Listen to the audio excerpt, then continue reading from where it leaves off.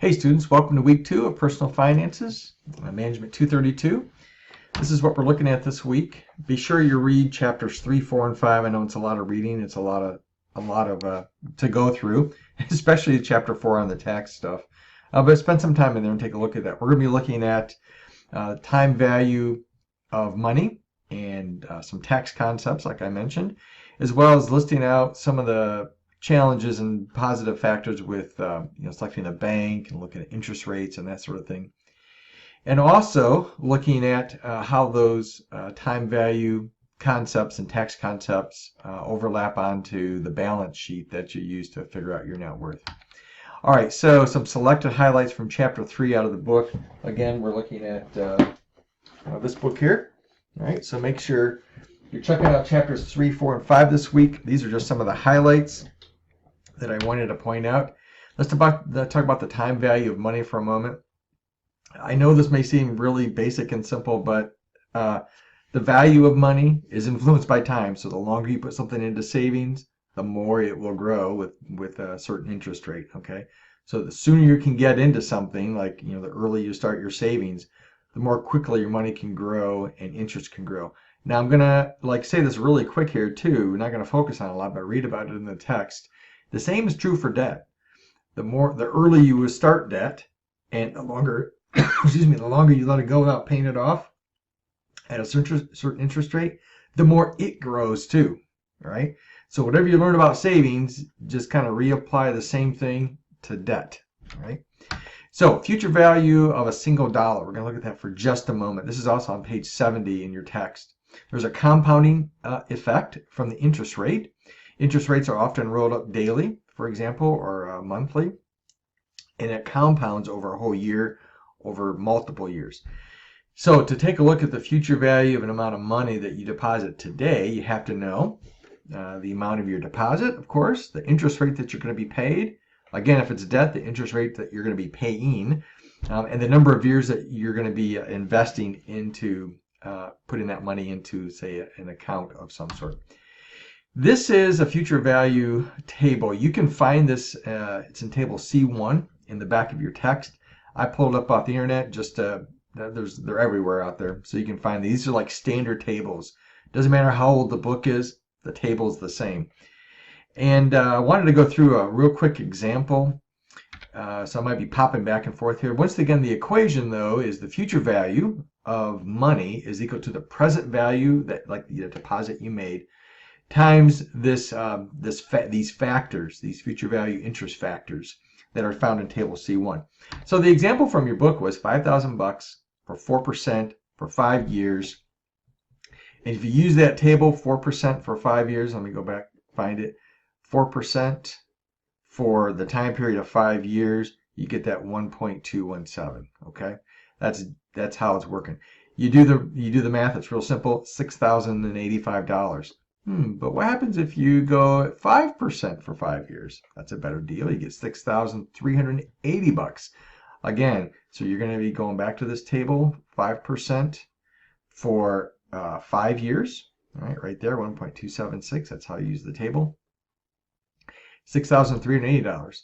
Well, what if you go $5,000 for 5% for 6 years? That's $6,700. That's the factor is 1.340. And $5,000 for 4%, the factor is 1.265. That's for 6 years, $6,300. So clearly, $6,085, 4% for 5 years is not as good of a deal as that same amount of money, 5% for a year longer. Look there, you almost get another $700, not quite $700 more money after 5 years. So that's how it works. Be sure you read the chapter on that. There's a lot of ways to manipulate that. Now, chapter 4 talks about tax concepts. I'm not going to spend a lot of time on this one because it seems like overly simple to me that we all got to pay taxes and they're part of the economy. In fact, unless you have your head in the sand, it's a big discussion right now in the politics for the 2020 election that's coming up. It's been in the political scene probably since the day the country was formed. Okay. So income taxes are paid on obviously earned income, consumer purchases, wealth transfers, capital assets. By the way, make sure you pay a lot of attention to the 2020 election. A lot of discussion in there. Some of the Democratic This is neither good nor bad. I'm just telling you, pay attention. Some of the Democratic candidates want to tax wealth above a certain level. Frankly, most of us will probably never make enough money to have to have that worry about the ultra wealthy. But that is in the discussion right now, so you should know about it. And then special taxes are levied on like alcohol, cigarettes, gasoline, those sorts of things. The other thing that's going on too, and it's gaining some traction, there's a tax in some cities, not just in the US, but across the world, on sugary sodas and that sort of thing. So at the local level and state level, there can be a lot of extra taxes put on certain products, some of which are being challenged in the court system and that sort of thing. Anyways, just be aware of all that. That's kind of a quick background on the taxes. Obviously, corporations pay taxes. We pay taxes as homeowners. You might, if you're a renter, you may have to pay a rental tax someplace. If you do an Airbnb, vacation by rental, we do that. We got to pay some sort of taxes on that, like a service fee of sorts. And obviously those taxes pay for services. So listen, I'm all about paying taxes. I don't like to pay a lot of taxes, but I know that it's part of our society, and I'm perfectly okay with it. I just don't want them to be outlandish. And I'm okay when taxes are reduced too. All right. And I don't want my tax dollars to go things that I don't agree with. All right. So for example, I don't agree with abortion. Totally against it. And it just irks me that my tax dollars are being used for aborticative drugs and abortion procedures. But this is the society we live in, and while I may fight against that, at the end of the day, I'm still going to pay my taxes, and I encourage you to do the same. You can go to prison for that, so don't avoid paying your taxes. And we all pay federal, state, and local. One of the states that we do business in, we're in Michigan, where we do have a state income tax. But in Tennessee, we have a branch, and there's no state income tax in Tennessee. So hey, if you want to avoid state income tax, Tennessee is your place to go. But you might have to pay it up on sales tax. There's a difference there. Tax planning fits within your financial plan. You got to understand, hey, how much tax savings are currently, like, your exemptions, what's available to you, and how do you increase your credits and exemptions in the future. If you don't have somebody doing your taxes, unless you're very good at it, okay, that's fine if you are. But if you don't have someone to help you do your tax planning, get somebody. You can save a lot of money. How long should you keep records? All those sorts of things. Tax planner will help you do that. Again, though, but if you're good at that, go for it. Chapter 5, Banking and Interest Rates. Again, just some selected highlights. Going to hit just on a couple of different financial institutions. One are just depository institutions, which are your commercial banks. If you got a hometown bank that you deal with, that would be an example. Like in Michigan, we have Flagstar banks. It's kind of in the Midwest. That's where we have most of our accounts with.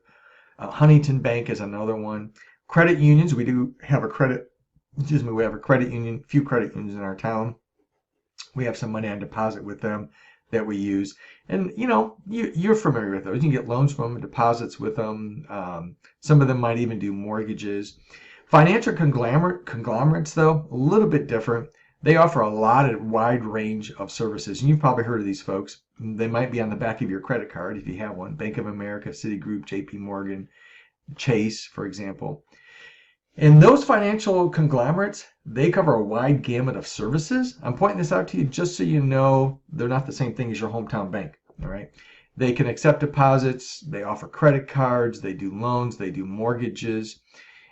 They do even insurances sometimes. They can act as a broker if you want to get into mutual funds or if you want to buy stocks and that sort of thing. So just be aware there's a wide range of gamut of financial institutions. And why is that important? Why am I talking to you about this? Because when you pick one, you should be looking at some of these factors. What's convenient? Are they open? Huntington Bank, at least in our area of the country, they're open on Sundays.